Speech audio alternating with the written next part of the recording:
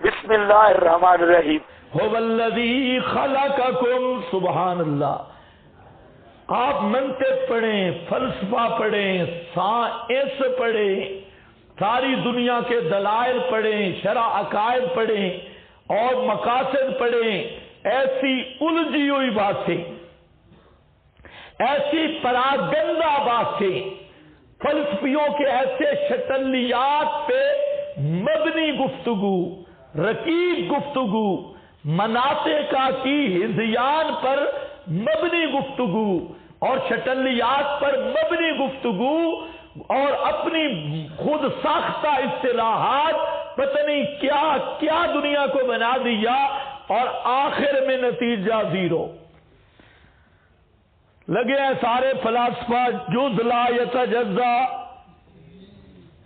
گدے مل ہی نہیں رہا، جز لا یتجزا، محبوزی، ہدایت الحکمت، حاشیے پڑھ پڑھ مولوی گدھا بن گیا ہے، اس کا دماغ بھی بالکل گدھے والا بن گیا، لیکن بات نہیں سمجھ آئی۔ قرآن دیکھو، چند لفظوں میں قرآن نے مسئلہ سمجھا دیا، اور ایسے انداز میں سمجھایا کہ انگوٹھا لگانے والا بھی مسئلہ سمجھ جائے۔ جس نے محبوزی اور ہدایت الحکمت اور یہ جو بڑے بڑے صدرہ تے ملا صدرہ تے فلانا یہ گدرا مدرا اس نے ساری زندگی سنا ہی نہیں، وہ بھی یہ مسئلہ توحید اور اللہ کی صفات کو اس طرح سمجھے جو 80 سال کا گدھا منطقی وہ اس گدھے کی طرح آٹے والی چکی کے ارد گرد پھر رہا ہے، لیکن اس کو حقیقت پتہ نہیں چل سکی۔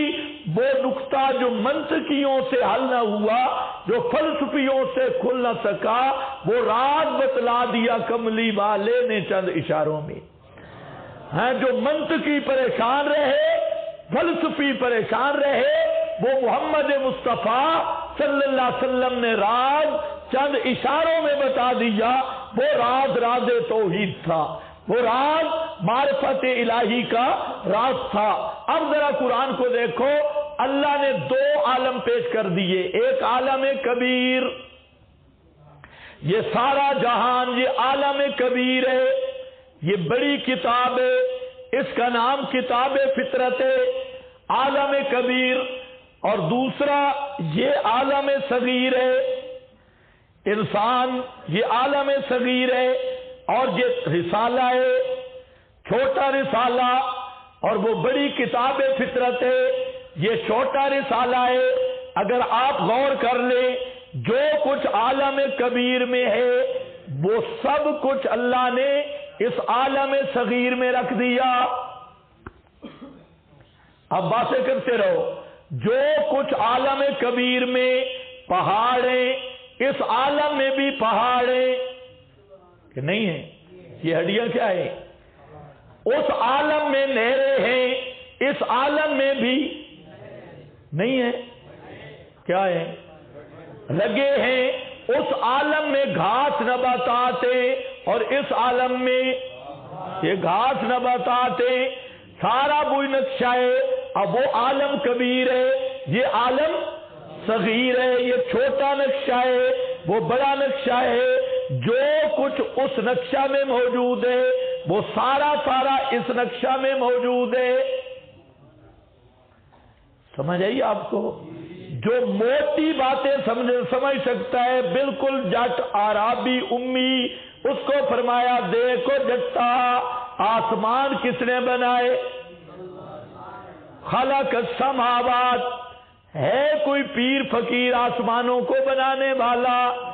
ہے کوئی عبد القادر باہو بلا علی حجویری آسمان کا ٹکڑا بنانے والا؟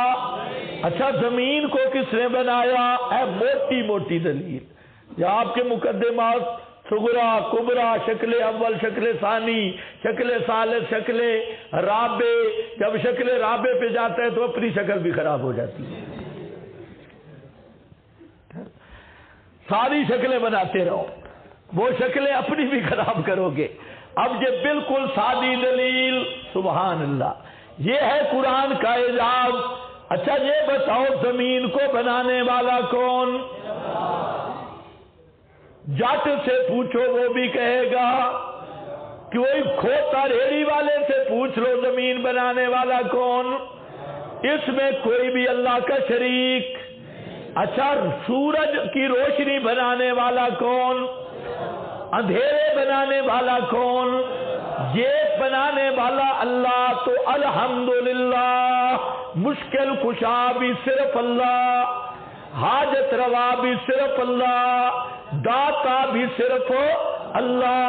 اور ساتھ یہ بھی بتا دیا مشرکین کوئی سورج کو پوجنے والا، کوئی چاند کو پوجنے والا، اور ایران کے فارسی آگ کو پوجنے والے، آگ کو پوجنے والے، روشنی کو پوجنے والے، کوئی اندھیروں کی پرستش کرنے والے۔ اللہ نے فرمایا یہ سارے آسمان زمین اندھیرے روشنیاں یہ سب مخلوق ہے، معبود نہیں، سب مخلوق ہے، معبود نہیں، یہ اس کے پیدا کردہ ہیں، یہ مؤثر نہیں ہے، یہ سب اس کے زیر اثر ہے، یہ سب مخلوق ہے۔ اب ایسی سادہ دلیل، اس لیے فرمایا عجیب تعجب کی بات ہے، اتنی سوکھی آسان دلیل، ثم الذین کفروا بربہم یعدلون، جب ان چیزوں میں اللہ کا برابر کوئی نہیں تو سورے پکار میں، منت منوتی میں، نظر ریاض میں دوسروں کو برابر کرتے شرم نہیں آتی؟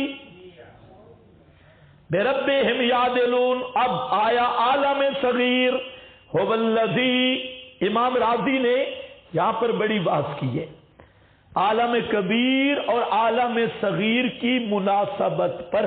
ہم نے چونکہ سبق بھی چلانا ہے، اگر اس مناسبت میں بیان کروں تو 2 گھنٹے یہاں لگ جائیں گے، تفسیر کبیر میں دیکھ لینا، بڑی بہترین مناسبت بیان کی۔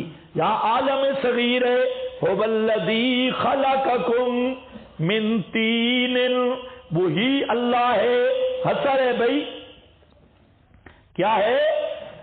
هو الذی، صرف وہی ہے اور کوئی نہیں، خلقکم، جس نے تمہیں پیدا کیا، من طین، مٹی سے، ثم قضا، پھر مقرر کیا، اجلن، میعاد، واجل مسمی، اور میعاد مقرر، عندہ، صرف اسی کے پاس ہے، ثم انتم تمترون، یہ ثم پھر استبعادیہ، بڑی عجیب بات ہے، عقلوں سے بعید، پھر بھی تم شک کرتے ہو، تمترونا، مریتن، مراؤن، مریتن، مراؤن، شک کرتے ہو۔ هو الذی خلقکم، وہی ذات ہے جس نے پیدا کیا تمہیں، من طین، مٹی سے۔ یہاں پر اشکال ہے، تم مٹی سے بنے ہو؟ ہاں صوفی صاحب یہاں ہاتھ نہ رکھو، ہاتھ نیچے رکھو اور یہ گھٹنا بھی نیچے رکھو۔ ہاں ادھر بیٹھ کے خواب دیکھ رہا ہے۔ اور تم جو خیبر پختونخوا والے بیٹھے ہو، تم نے بالکل نہیں سونا، بالکل پابندی، باقی سو جائیں کوئی مسئلہ نہیں، کیونکہ آج کل خیبر پختونخوا میں جب نیند آتی ہے تو پھر بڑے بڑے خواب آتی ہے، اس لیے تم نے مہربانی کرنی، اور وہ خواب پھر بیداری میں بھی خواب آتی، اور خواب ہوتے بھی سپیشلسٹ خواب ہے۔ یہ جو ایک ادھر محمود اکاڑوی ہے، اکاڑوی کا بھتیجا ہے، بڑے اکاڑوی کا، اکاڑیے اکبر، اکبر الشیاطین، اور یہ اکاڑوی اصغر یعنی اصغر الشیاطین۔ تو شادی تو اس نے پشاور میں کی ہوئی ہے، پتہ نہیں آپ کو پتہ بھی ہے یا نہیں، کباڑ خانے سے۔ تو اس نے کہا کہ میں ہر رات، یہ پہلے تو نیٹ پر بھی تھا، آج کل پتہ نہیں ہے نہیں، ہمیں تو نیٹ کا پتہ نہیں چلتا، ہر رات اللہ کے دربار میں جاتا ہوں عرش پہ. یہ اس وقت گھومن کے پاس پڑھا رہا تھا، مدرس تھا. ہر رات میں عرش پہ جاتا ہوں اور وہاں پر سلیم اللہ خان کو بھی دیکھا اور بھی چند ایک کے نام لیے، حضرت اکاڑوی کو بھی دیکھا فلاں، لیکن گھومن کو نہیں نظر آیا.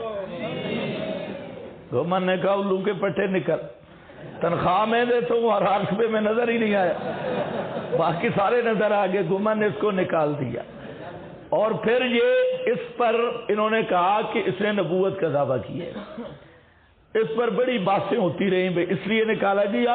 آپ وہ مرکز سے پتہ کر لیں، مرکز الشرک والبدع، اس سے پتہ کر لیں تو اس کے بارے میں یہ کہ نبوت کیسے دعویٰ کیا، بڑی باتیں ہوئی. تو اس کے بعد میرا خیال ہے آج کل یہ کمانڈ وہ ایک خیبر پختونخوا کا کارٹون ہے، اس نے سنبھالا ہے. وہ بھی صحیح موٹے ٹھلے ٹھلے کوڑ ماردا، موٹے تازے صحت مند جھوٹ لگاتے. تمہیں سونے کی اجازت بالکل نہیں. هو الذی خلقکم من طین. سوال یہ ہے تم مٹی سے نہیں پیدا ہوئے، کس سے پیدا ہوئے؟ نطفہ سے. کس سے پیدا ہوئے؟ نطفہ سے. اور جہاں قرآن کہتا ہے تمہیں مٹی سے پیدا کیا، اس پر آریوں نے بھی اعتراض کیا اور ملحدین زمانہ روشن خیالوں نے بھی اعتراض کیا. انہوں نے قرآن کی غلطی نکالی. دیکھو قرآن کہتے ہیں تم مٹی سے بنے ہو، تم مورتیاں ہو. یہ غلطی نکالی. واہ، یہ منہ اور مسور کی ذات، انفن فی الماء و اسدن فی السماء. اس لیے حق مسئلہ میں غلطی کوئی نکالے تو پریشان نہ ہوا کرو. غلطیاں نکالنے والوں نے تو قرآن پہ بھی اعتراض کیے، لیکن ہوتی کیا ہے؟ اپنی جہالت. یاد رکھو اس کے 3 جواب. پہلا جواب خلقکم من طین، یہ من ابتدائیہ ہے. من ابتدائیہ مطلب کیا ہے؟ پیدا کیا تم کو مٹی سے، یعنی تمہاری پیدائش کی ابتدا مٹی سے کی. پیدائش کی آپ بولیں گے نہیں؟ تو سورہ انعام میں تو ہمیں اجازت ہے، مکی سورت ہے ماشاءاللہ، یہ تو 10 منٹوں میں ختم ہو سکتی ہے دورے کی طرز پہ. لیکن آپ بولے تو پھر بات ہے من ابتدائیہ. اور معنی کیا ہے؟ تمہاری پیدائش کی ابتدا مٹی سے شروع کی. تو اس من کو نہ سمجھنے کی وجہ سے جاہلوں نے اعتراض کیا. ایک اس پر آپ کے پاس لکھا ہے هو الذی خلقکم. آپ سمجھے عبارت کی غرض کیا ہے؟ اعتراض کا جواب ہے ملحدین کا اعتراض، آریوں کا اعتراض. من لابتداء الغایت، من ابتداء غایت کے لیے ہے. ابتدا خلق اصلکم، یعنی آدم، تمہاری اصل کی ابتدا مٹی سے ہوئی. مراد کیا ہے؟ یعنی آدم نصفی مدارک. یہ تفسیر مدارک کا حوالہ ہے. آپ یہ بھی دیکھیں کہ ہمارے مفسرین پہ اللہ کی رحمت ہو کس طرح قرآن سمجھائے. اعتراض آج لوگ کر رہے ہیں، جواب پہلے جب تفسیریں لکھی یہ بھی قرآن کا اعجاز ہے، کیونکہ انہوں نے معنی صحیح کیا. اور اس لیے ہم کہتے ہیں کہ قرآن کا معنی وہی چلے گا جو 14 صدیوں سے آ رہا ہے. معنی میں تبدیلی نہیں کر سکتے. اگر معنی میں تبدیلی کریں گے تو محرف بنو گے. ہاں بھئی، خلقکم من طین. دوسرا حدیث میں آتا ہے کہ جب نطفہ ٹھہرتا ہے تو اللہ تعالیٰ فرشتے کو حکم دیتی کہ اس کی دفن کی جگہ کی مٹی لا اور اس نطفہ کو اس مٹی میں گوندھ دے، جیسے آٹا گوندا جاتا ہے، وہ نطفہ ٹھہرا ہوا اس کو مٹی سے گوندھ دیا جاتا ہے۔ توجہ میری طرف رہے۔ تو اس طرح ہر انسان کے مادہ تخلیق میں مٹی کا عنصر موجود ہے۔ خلقکم من طین، اور جب مرتا ہے تو اسی جگہ پہ دفن ہوتا ہے جہاں سے وہ مٹی لی گئی ہوتی ہے اور نطفہ گوندا جاتا ہے۔ اس پر متعدد احادیث ہیں، اور احمد رضا خان نے اس کی کتاب ہے فتاوی افریقہ، اس میں عجیب بات لکھ ماری، دروگوں کا حافظہ نہیں ہوتا، تو اس نے وہاں پر وہ حدیث لائی ابن مسعود سے اور صحابہ سے کہ آنا و ابو بکر و عمر من تربۃ واحدہ، آپ نے فرمایا میں ابو بکر عمر ایک مٹی سے پیدا ہوئے۔ کس سے پیدا ہوئے؟ کس سے پیدا ہوئے؟ ایک مٹی سے یا نور سے؟ مٹی سے پیدا ہوئے۔ یہ احمد رضا نے فتاوی افریقہ میں یہ روایت ذکر کی اور مقام استدلال پہ ویسے حسن درجہ کیے کہ میں ابو بکر عمر ایک مٹی سے پیدا ہوئے اور دفن بھی ایک جگہ پہ۔ یہ فضیلت ہے ابو بکر و عمر کی۔ لوگ پوچھتے ہیں اگر نبی قبر میں زندہ نہیں تو ابو بکر عمر کا روضے میں دفن ہونے کی فضیلت نہیں۔ سمجھ گئے کہ نہیں سمجھ گئے؟ یہ بھی ان کی جہالت ہے۔ پہلی جہالت تو یہ ہے کہ یہ سمجھتے ہیں کہ نزول رحمت کا محل آپ کا وجود تب ہے کہ اندر روح ہو، وجود زندہ ہو تب آپ کا وجود نزول رحمت کا محل ہے۔ یہ سب سے بڑی گمراہی ہے۔ ہم یہ کہتے ہیں کہ پیغمبر کریم کے بال مبارک جو حلول روح کا محل ہی نہیں، آپ کے ناخن مبارک جو حلول روح کا محل ہی نہیں، یہ بھی محل ہے نزول رحمت کا۔ پتہ نہیں آپ کو سمجھ بھی آئی ہے کہ نہیں؟ اور للڑین کے نزدیک کیا ہوگا جی؟ روح ہوگی تو رحمت آئے گی، روح نہیں ہوگی تو رحمت۔ وہی نزول رحمت کا اثر ہے کہ آج بھی محمد مصطفیٰ کا جسم مقدس صرف محفوظ ہی نہیں تر و تازہ بھی موجود ہے۔ کل میت اليوم ابن کثیر کی عبارت ہے، الآن کما بوزیا سرخسی کی عبارت ہے، الیوم کما بوزیا ہدایت کی عبارت ہے۔ سب حضرات کہتے ہیں کہ آج بھی محمد عربی صلی اللہ علیہ وسلم کا وجود اقدس میت بھی ہے اور ہے بھی محفوظ بھی ہے اور تر و تازہ بھی ہے۔ کوئی سمجھے ہو کہ نہیں سمجھے؟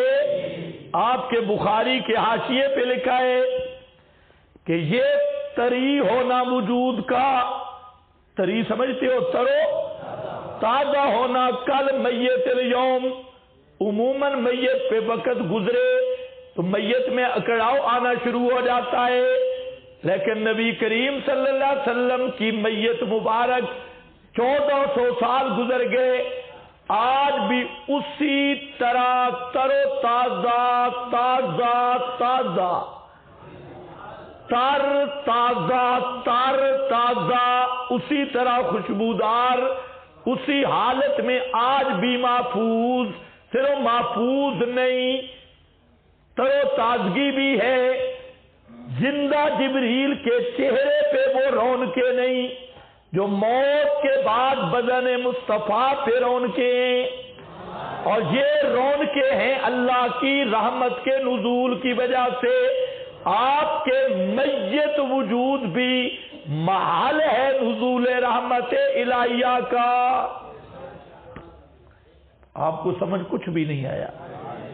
اور بخاری کے حاشیے پہ یہ لکھا ہے، دیکھ لینا کہ یہ طری وجود کا ہونا یہ بھی معنی ہے، یہ معنی ہے حیات جسمانی کا، جسم کا محفوظ ہونا ایک قسم کی حیات جسمانی ہے، جسم کا طری ہونا دوسری قسم کی حیات جسمانی ہے، جسم کا خوشبودار ہونا تیسری قسم کی حیات جسمانی ہے۔ تو اس لحاظ سے کہ آپ کا جسم محفوظ یہ ایک حیات جسمانی، آپ کا جسم طری یہ دوسری حیات جسمانی، آپ کا جسم خوشبودار یہ تیسری حیات جسمانی، ہم تو تین قسم کی حیات جسمانی مان رہے ہیں۔ تمہیں کچھ پتہ نہیں، کچھ پریشان بھی ہو گئے ہیں۔ تین قسم کی بدن عنصری کی حیات ہم مان رہے ہیں، ہمیں کہتے ہیں حیات جسمانی نہیں مانتے۔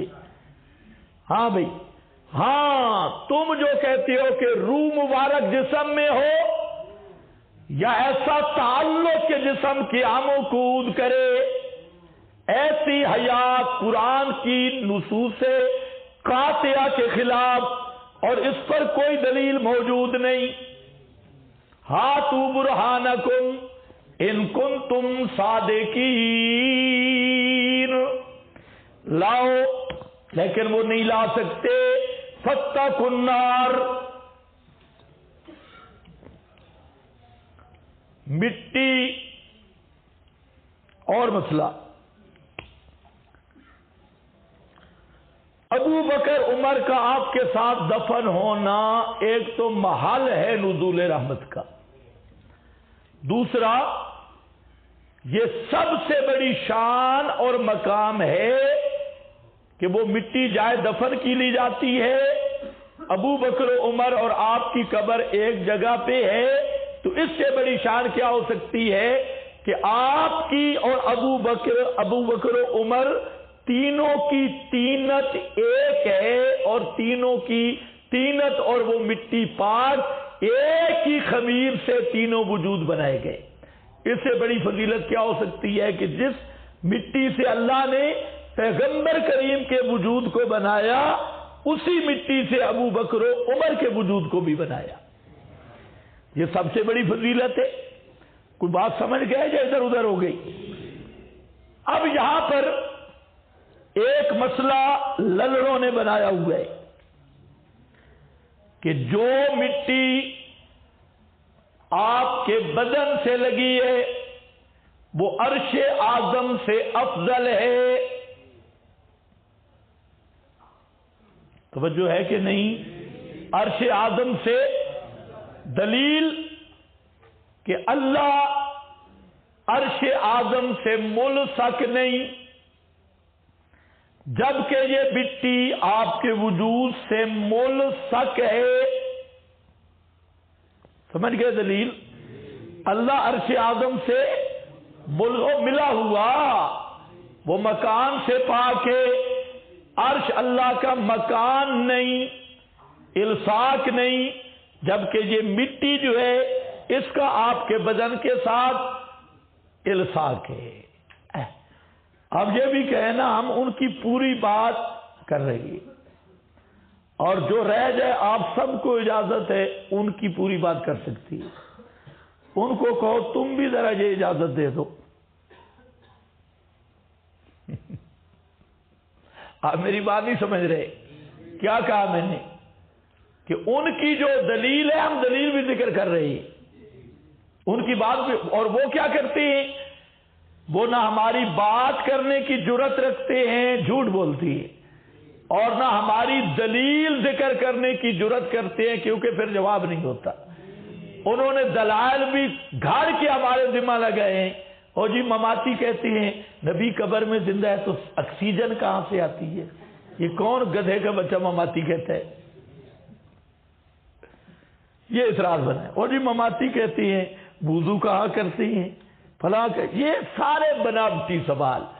ہم جو کہتے ہیں بچوں تمہارا اکاڑوی بھی دوبارہ پیدا ہو کے آ جائے نا، وہ بھی کان پکڑ کے رہ جائے گا، جواب اس کے پاس بھی کوئی نہیں ہے.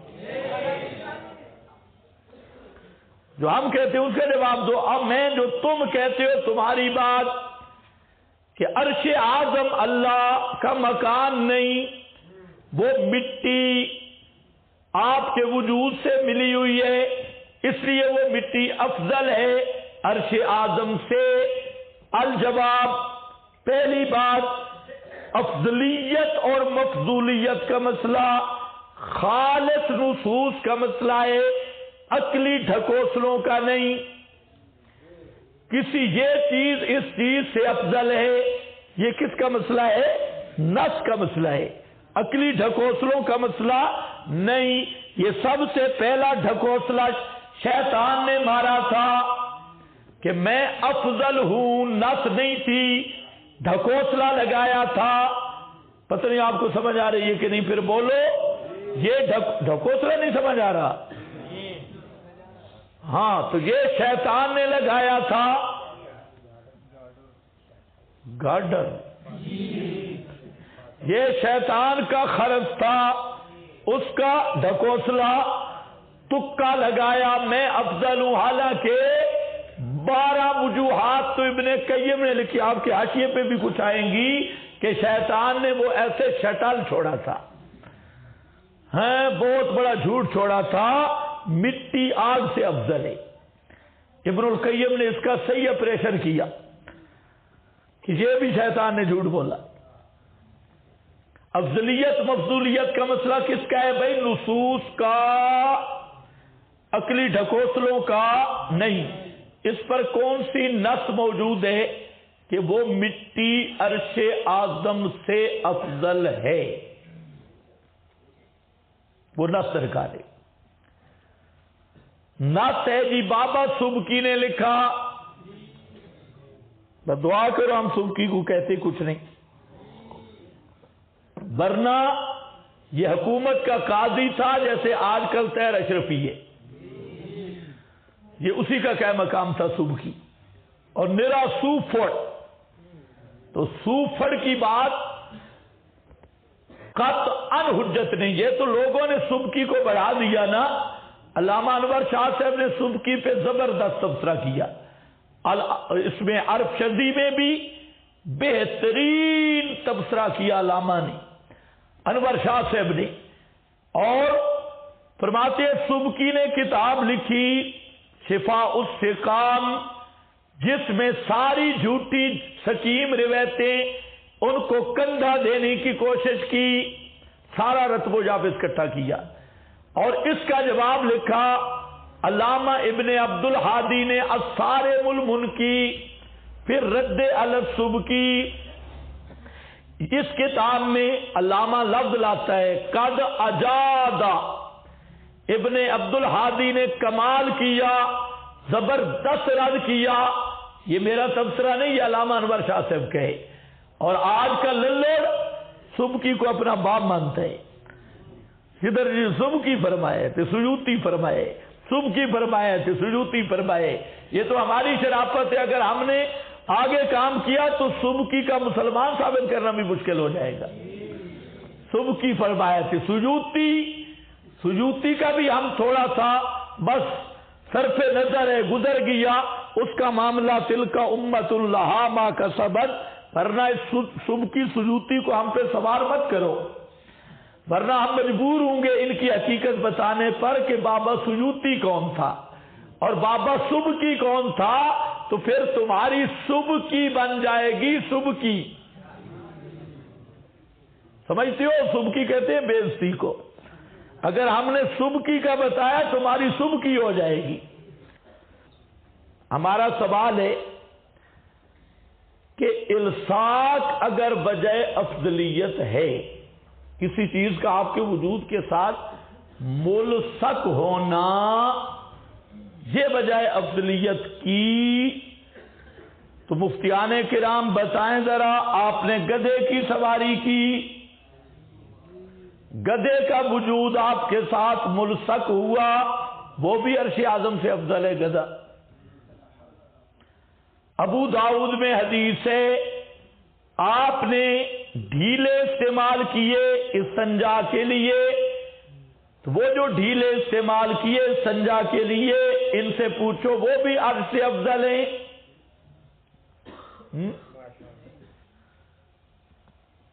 باقی خود دیکھ لینا، بہت ساری ایسی چیزیں جن کے ساتھ آپ کے وجود کا الصاق ہوا، تو اگر الصاق کی علت ہے تو یدار الحکم علی علتہ، جس چیز کا بھی الصاق ہوا پھر وہ عرش اعظم سے افضل، پھر اس مٹی کی کیا خصوصیت رہ گئی؟ کوئی سمجھ نہیں ہے یہ آپ کو؟ یہ ادھر تعلیم القرآن میں آیا تھا، شیر علی شاہ وہ بھی لگا ہوا تھا، کہا یہ تو مدینے بھی گیا لیکن ایمان نصیب نہیں ہوا، مدینہ منورہ سے فارغ ہو کر بھی مسجد میں بخاری سامنے رکھ کے جھوٹ بول رہا تھا، اس پہ لگا ہوا تھا۔ اب اللہ ان کو ہدایت دے۔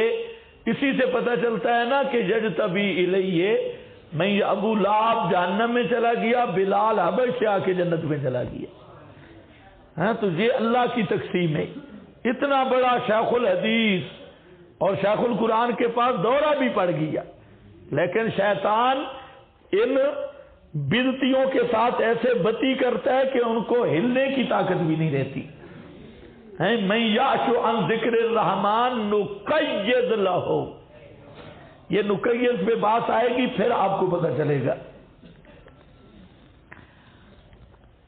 من تین، دوسری وجہ سمجھ گئے میرے؟ میں نے تو دوسری توجیہ کی وہ حدیث کہ ہر انسان میں وہ مٹی ہے، پہنچی وہاں پہ خاک جہاں کا خمیر تھا۔ یہ کسی نے بہت اچھی بات کی، پہنچی وہاں پہ خاک جہاں کا خمیر تھا، جہاں سے خمیر اٹھا تھا وہاں خاک جا کے پہنچ گئی، یہ بدن۔ تیسرا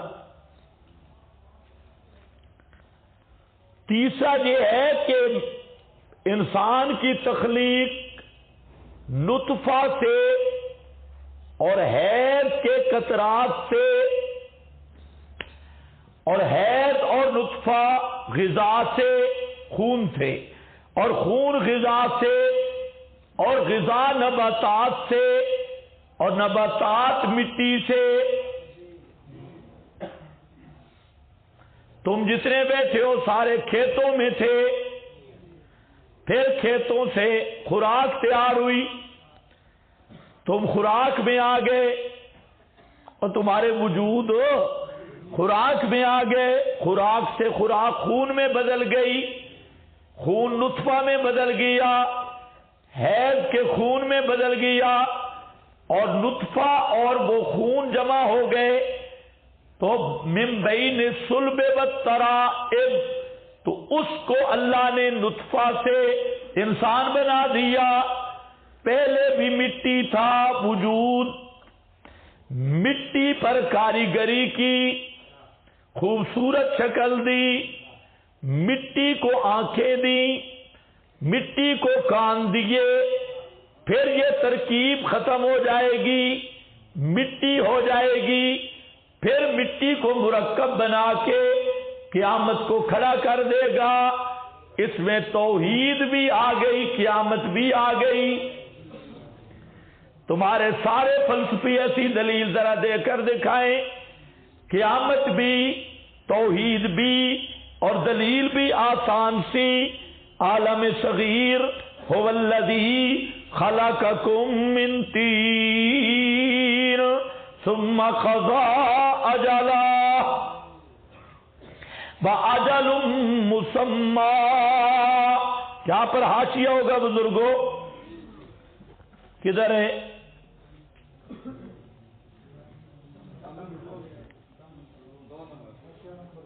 جہاں 3 حاشیوں نے کمپیوٹر نے میرا خیال ہے گڑبڑ کی ہے۔ ایک تو آپ کے پاس حاشیہ لکھا ہے پھر آیت رد علل قدریہ، اس کے آگے یہ نیا حاشیہ ہے. وَإِنْدِي فِيهِ وَجْهٌ آخر، میرے نزدیک اس میں ایک اور وجہ ہے، وَهُوَ أَنَّ الْإِنسَانَ مَخْلُوقٌ مِنَ الْمَنِيِّ، انسان پیدا ہوا ہے منی سے اور حیض کے خون سے. یہ تمس کا لفظ ہے، اگر لکھا ہے تو ٹھیک ہے، مجھے صحیح نظر نہیں آ رہا. وَهُمَا، اور وہ دونوں پیدا ہوئے ہیں دم سے، اور دم یہ پیدا ہوا ہے من الاغذیاء، غذاؤں سے، اور غذائیں پیدا ہوئی ہیں یا تو حیوانیہ ہیں جیسے گوشت شوشت کھاتے ہو، یا نباتیہ ہیں سبزیاں اور گندم شندم. فَإِنْ كَانَتْ، اگر وہ حیوانی غذائیں ہیں تو کان الحال فی کیفیت، وہ حال کیا ہے، وہ پیدا کس سے، حیوان سے ہوا، اس کا وہی حال ہے. اور کل حال فی، مجھے دو بھائی، یہ سب کے پاس یہ جگہ پھٹی ہوئی ہے کیا؟ یہ 2-3 برقے خراب ہیں، اس کا مطلب ہے مجھے چن کر ایسا نسخہ دیا ہے. ہاں بھائی،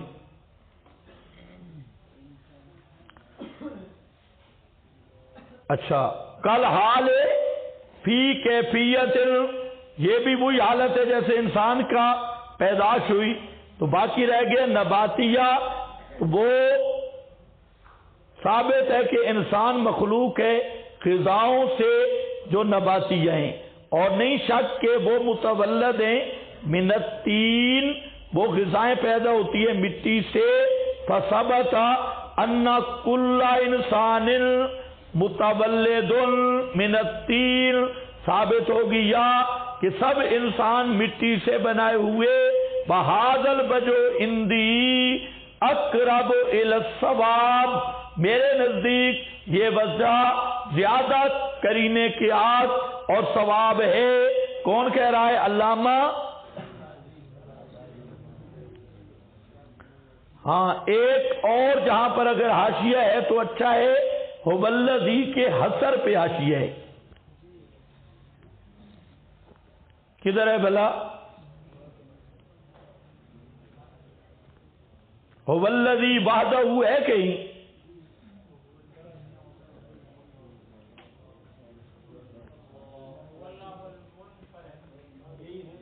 ادھر بھی ہوگا بھائی، ادھر بھی ہوگا، اثر پہ حاشیہ.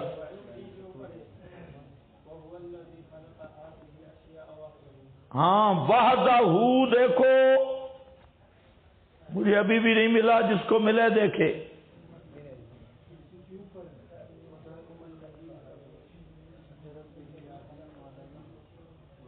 هو الذی، ہاں، هو الذی خلق هذه الاشیاء وحدہ، یہ وہ حوالہ میں کہہ رہا تھا هو الذی میں حسر ہے.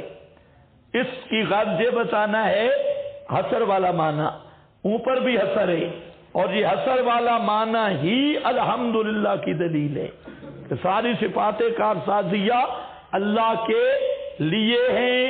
یہ هو الذی آ گیا بھائی. ثم قضا اجلا، اس پر اشکال ہے. پھر مقرر کیا اجل، اور اجل مقرر، اس کا کیا معنی؟ پھر مقرر کیا اجل اور اجل مقرر، اس کے 4 معنی بیان کیے گئے کہ اس سے مراد کیا ہے. ثم قضا اجلا باجل مسمى، یہ سے پریشان نہیں ہونا، بعض مقامات پہ میں ساری توجیہیں ذکر کرتا ہوں، اس کے بھی کچھ مقاصد ہیں. جب ایک توجیہ آپ نے سنی ہوئی ہو اور یکدم کوئی دوسری توجیہ سے استدلال کرے تو آپ مبہوت ہو جائیں گے، یا تو اسے جھگڑیں گے، اس کا معنی یہ ہے، دوسرا ہے ہی نہیں. اور وہ جب حوالہ دے تو پھر آپ کہیں ہو یہ تو استاد جی نے بتایا ہی نہیں تھا. تو ہمارا زیادہ کام ہے مار پٹائی، اس لیے ہم پوری بات ذکر کرنے کے عادی ہیں کہ لوگ کیا کرتے ہیں قرآن کے ساتھ، اور ہر شک کا جواب ہونا ضروری ہے۔ جہاں پر بھی سر سید نے ڈنڈی ماری،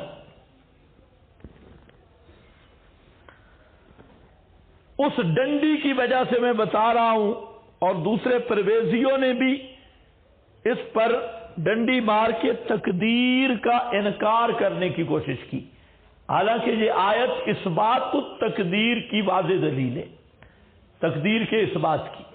دیکھو بھئی،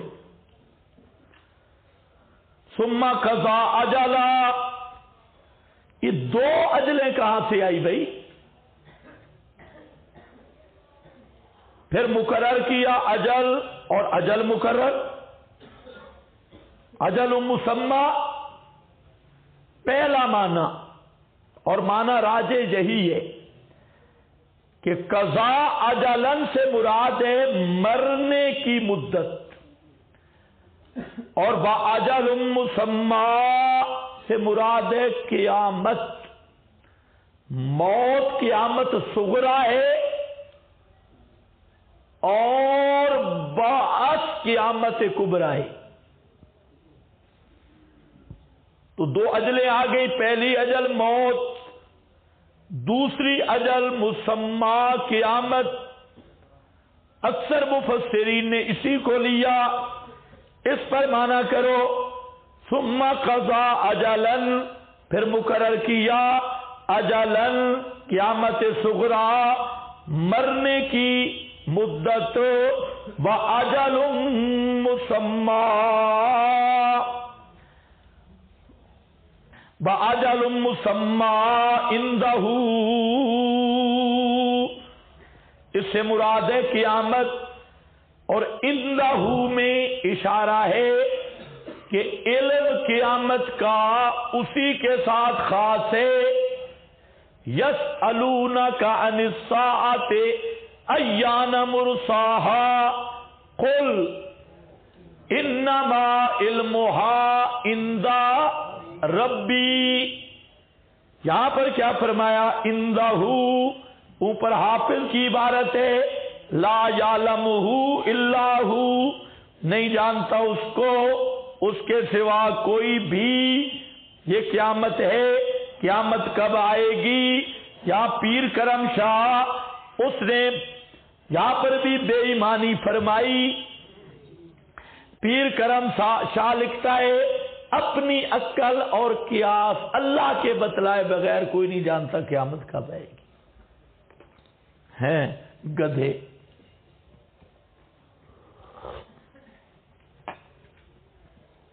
اللہ نے بتلائی کسی کو نہیں، بتلائے گا بھی نہیں۔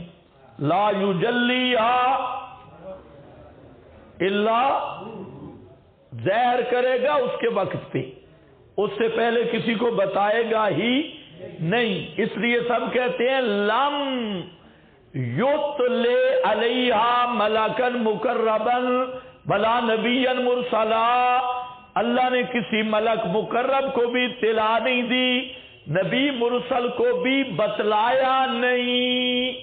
لم یطلع، بتلایا نہیں۔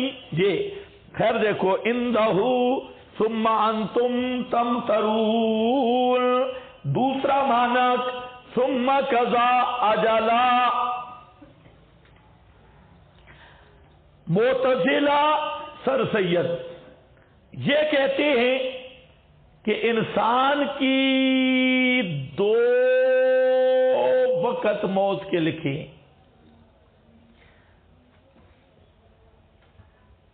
ایک طبی موت اور ایک ایکسیڈنٹ والی موت۔ توجہ ہے؟ ایک طبی موت اور ایک ایکسیڈنٹ والی موت، اور کرونا والی موت۔ کہ ایک آدمی کی عمر لکھی تھی 90 سال،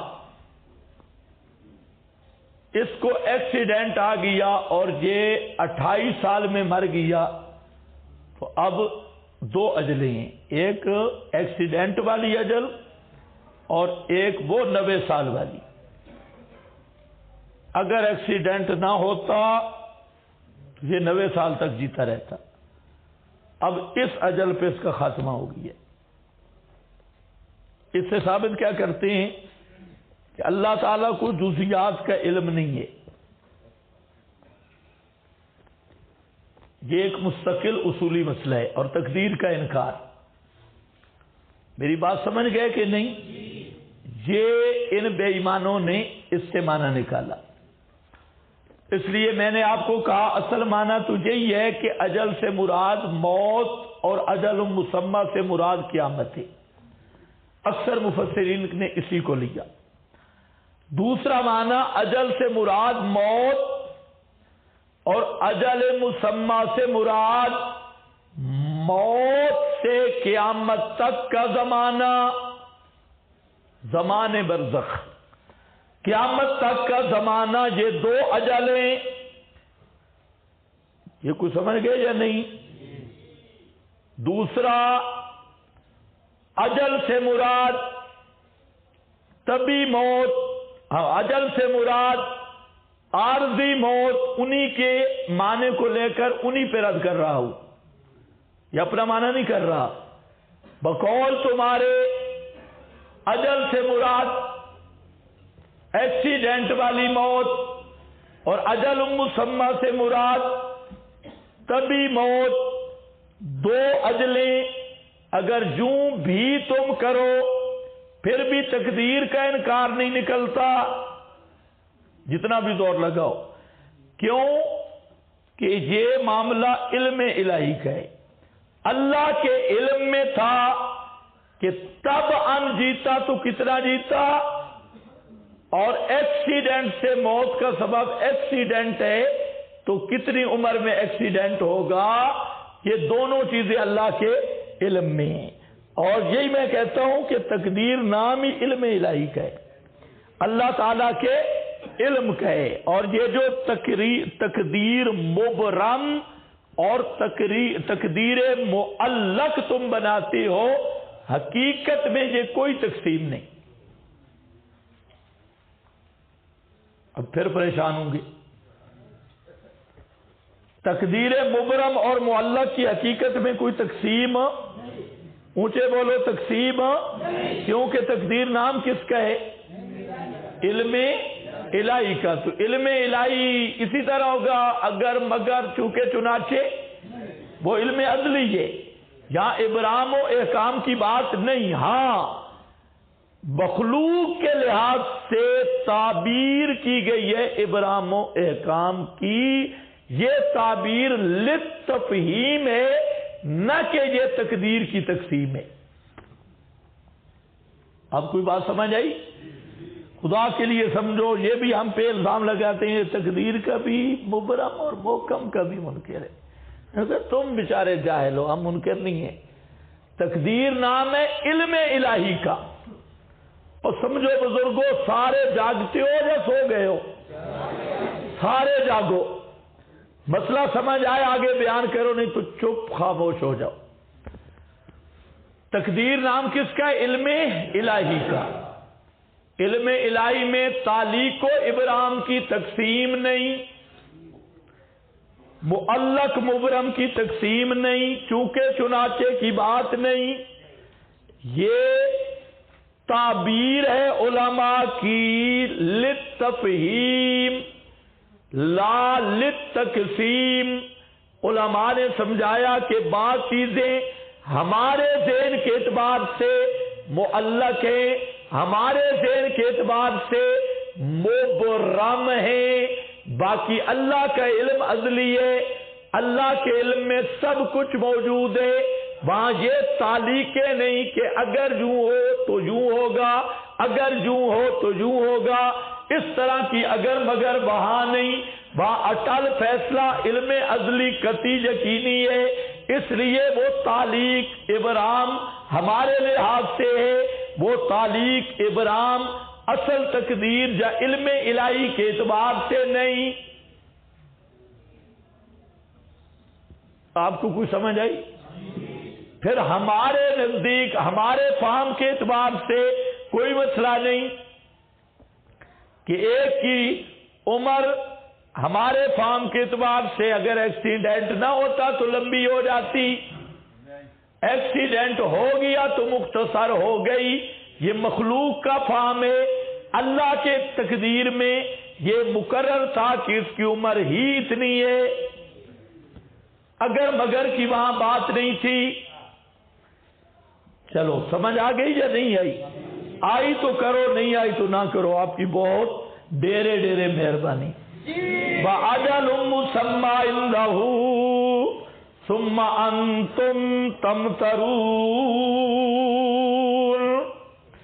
پھر تم شک کرتے ہو، یہاں تمترون مریتن مراؤن، شک کرنا، کج باسی کرنا، تمترون کا معنی میرا کج باسی، کج باسی سمجھتے ہو؟ بات تو سمجھتے ہو؟ کج کا معنی ٹیڑھا، ٹیڑھا باسی بے تکی باتیں کرنا، بے نتیجہ باتیں کرنا۔